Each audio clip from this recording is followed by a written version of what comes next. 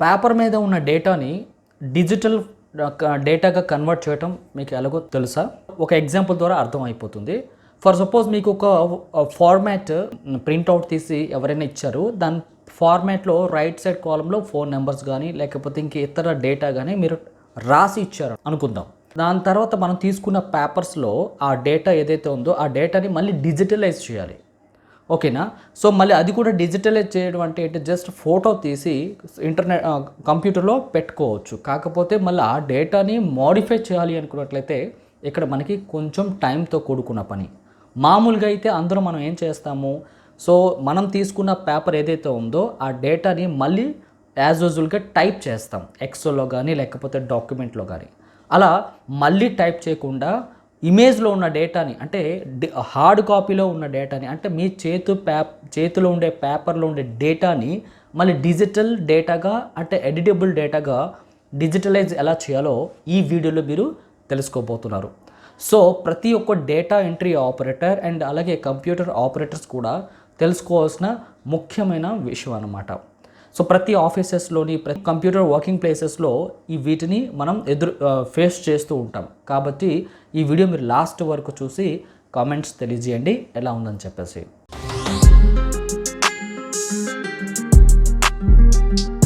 నా దగ్గరికి రాసిన పేపర్ అయితే వచ్చింది. సో ఈ డేటాని మళ్ళీ మనం కంప్యూటర్లో డిజిటలైజ్ చేయమని చెప్పేసి, మళ్ళీ టైప్ చేస్తే టైం పడుతుందని చెప్పేసి నేను ఈ విధంగా చేశాను. ఏం చేశానో వీడియో లాస్ట్ వరకు చూడండి. ఫస్ట్ మీ దగ్గర ఉండే పేపర్ని మీ మొబైల్లో ఫోటో తీయండి. తీసుకున్న తర్వాత ఆ ఇమేజ్ని త్రూ పెన్ డ్రైవ్ ద్వారా కానీ అండ్ మెయిల్ ద్వారా కానీ వాట్సాప్ ద్వారా కానీ పంపించుకొని మీ సిస్టంలోకి డౌన్లోడ్ చేయండి లేదా కాపీ చేయండి. నెక్స్ట్ ప్రాసెస్ని మనం స్క్రీన్ పైన అయితే చూడబోతున్నాం. పదండి. ఎక్కడైతే డౌన్లోడ్ చేశానో, కాపీ చేశానో ఆ ప్లేస్కి వెళ్తున్నాను. డౌన్లోడ్ ఫోల్డర్లోకి వెళ్ళాను. ఇక్కడ నేను మీకు ఈ ఫైల్ చూపిస్తున్నాను చూడండి. ప్రజెంట్ ఇప్పుడు ఫైల్ సైజ్ వచ్చేసి చూడండి జేపీజీ ఫార్మాట్లో ఉంది, 1.9 MBలో ఉందన్నమాట. అంటే మీరు ఫోటో తీసేటప్పుడు ఫోటో అనేది MBలో ఉంటుంది. ఎప్పుడైతే అంటే వాట్సాప్లో మీరు పంపించుకునేటప్పుడు ఫైల్ సైజ్ అనేది తగ్గిపోతుంది అనమాట. కాబట్టి ఫైల్ సైజ్ తగ్గకుండా ఉండాలి అంటే మీరు ఈమెయిల్లో కానీ లేకపోతే వాట్సాప్ డాక్యుమెంట్లో పంపించి మీరు డౌన్లోడ్ చేసుకోండి. లేదంటే పెన్ డ్రైవ్ నుంచి డైరెక్ట్గా కాపీ చేసుకున్నా కూడా ఒరిజినల్ ఫోటో కాపీ అయితే వస్తుంది, అంటే ఇమేజ్ అయితే వస్తుంది. సో వన్స్ ఇది ఇమేజ్ మనం ఓపెన్ చేసి చూద్దాము. ఒకసారి మీరు కంటెంట్ అంతా అబ్జర్వ్ చేయండి. ఇదే కంటెంట్ని మనము ఎడిటబుల్ ఫామ్గా ఎక్సెల్లోకి తీసుకురావడం కానీ లేకపోతే ఎడిటబుల్ డేటాని ఎలా కన్వర్ట్ చేయాలో చిటికలో మనం తెలుసుకోబోతున్నాం. అందుకు మనం మీరు ఏం చేయాల్సి ఉంటుందంటే వెబ్ బ్రౌజర్ ఓపెన్ చేయండి. ఈ వెబ్సైట్ ఓపెన్ చేయండి. ఈ వెబ్సైట్ లింక్ మీకు డిస్క్రిప్షన్లో ఉంటుంది. డైరెక్ట్గా అక్కడ క్లిక్ చేసి కూడా ఇక్కడికి రావచ్చు. సో వన్స్ ఇలా ఎంటర్ అయిన తర్వాత ఇక్కడ మీరు జేపీజీ ఆర్ PNG అని సెలెక్ట్ చేసుకోవచ్చు. Minimum up to 3 MB size వరకు అయితే ఉండాలి. సో ఓన్లీ ఒక ఫైల్ మాత్రమే మీరు ఒకేసారి అప్లోడ్ చేయగలరు. అది కూడా 3 MB ఫైల్ సైజ్ లిమిట్ అయితే ఉంది. ఓకే, సో ఇక్కడ నేను జేపీజీ పైన క్లిక్ చేశాను. అండ్ మీరు ఎక్కడైతే ఫైల్ని కాపీ చేస్తున్నారో ఇమేజ్ని, ఆ ఇమేజ్ని సెలెక్ట్ చేసి ఓపెన్ ప్రెస్ చేయండి. మనకి only per day 5 image files మాత్రమే మనం అప్లోడ్ చేయగలము. ఓకే, అది లిమిట్ అన్నమాట.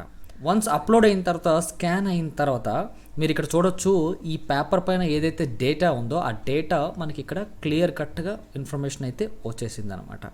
నేను ఇంతకుముందు కొన్ని వెబ్సైట్స్లో ట్రై చేశాను, కాకపోతే అక్కడ మనకి ఎగ్జాక్ట్గా రిజల్ట్ అయితే రాలేదు. సో ఇక్కడ మనం చూసుకున్నట్లయితే యాజ్ ఇట్ ఈజ్ పేపర్ మీద ఏదైతే ఉందో ఏ మిస్టేక్ లేకుండా మొత్తం డేటా అయితే ప్రజెంట్ వచ్చేసింది. ఇప్పుడు ఈ టేబుల్ని లేదా డేటాని మనం ఏ విధంగా మనం ఎడిటబుల్ డాక్యుమెంట్లోకి తీసుకురావాలో చెప్తాను చూడండి. అది వివిధ పరిస్థితులు బట్టి మనం ఫాలో అవ్వాలి.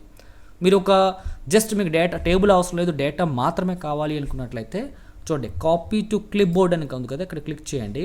సో మీ కంప్యూటర్లో అండ్ నోట్ ప్యాడ్ కానీ ఇంకే అదర్ ప్రోగ్రామ్స్ ఓపెన్ చేసి పేస్ట్ చేసేయండి. డైరెక్ట్గా ఈ డేటా వచ్చేస్తుంది ఇలాగా. ఓకే, సో మీకు అవసరమైనప్పుడు ఈ డేటాని ఎడిట్ చేసుకోవచ్చు. లేదా వర్డ్ ఓపెన్ చేశారన్నారు అనుకో, సో వర్డ్ డాక్యుమెంట్లో కూడా మనం పేస్ట్ చేయొచ్చు. వన్స్ పేస్ట్ చేసిన తర్వాత డేటా యాజ్ ఇట్ ఈస్గా టేబుల్ ఫార్మాట్లోకి అయితే వచ్చింది. మనం ఈ టేబుల్ని అడ్జస్ట్ చేసుకోవాలి. మీరు ఒకవేళ ఎక్సెల్తో మీరు పని చేయాలి అనుకున్నట్లయితే సింపుల్గా మీరు ఏం చేస్తారంటే డౌన్కి రండి. ఇక్కడ డౌన్లోడ్ టేబుల్స్ అవుట్పుట్ యాజ్ అనే ఆప్షన్లో 2 ఆప్షన్స్ ఉన్నాయి, CSV ఫైల్, ఎక్సెల్ ఫైల్. 2 కూడా ఎక్సెల్ రిలేటెడే. కాకపోతే కొన్ని వెబ్సైట్లో, కొన్ని సాఫ్ట్వేర్స్లో సిఎస్సి ఫైల్ అనేది అప్లోడ్ చేయాల్సిన పర్టికులర్గా ఉంటే కనుక మనం సిఎస్సి టిక్లో పెట్టి డౌన్లోడ్ చేయాలి. లేదు మీకు ఎక్సెల్ ఎనఫ్ అనుకున్నట్లయితే ఎక్సెల్ సెలెక్ట్ చేయండి, డౌన్లోడ్ బటన్ పైన క్లిక్ చేయండి. సో ప్రజెంట్ ఇప్పుడు మీకు ఒక ఫైల్ నేమ్ మీరు ఇచ్చేసి దీనికి సేవ్ చేయండి. Phone numbers and file name ఇచ్చి సేవ్ చేస్తున్నాను. వన్స్ సేవ్ చేసిన తర్వాత ఇక్కడ సేవ్ ఫైల్ డౌన్లోడ్ అయిన ఫైల్ పైన డబుల్ క్లిక్ ఇస్తున్నాను. చూడండి ఫ్రెండ్స్, ఎక్సెల్లో మనకి డేటా అయితే వచ్చేసింది. ఇప్పుడు మనం ఈ ఎక్సెల్లో డేటాని అడ్జస్ట్ చేసుకోవాలి. కాలం విడ్త్ కానివ్వండి, సెక్షన్ తర్వాత రో హైట్ కానివ్వండి, మొత్తం మనకు కావాల్సిన విధంగా మనం మార్చుకోవచ్చు. ఎక్కడ కూడా ఒక స్పెల్లింగ్ మిస్టేక్ లేకుండా, డేటా కట్ అవ్వకుండా ఎగ్జాక్ట్గా ఎడిటబుల్ డేటాలోకి మనం ఎక్సెల్లో విదిన్ సెకండ్స్లోనే మనం మార్చుకునే ఆప్షన్ అయితే ఈ వెబ్సైట్లో అందుబాటులో ఉంది.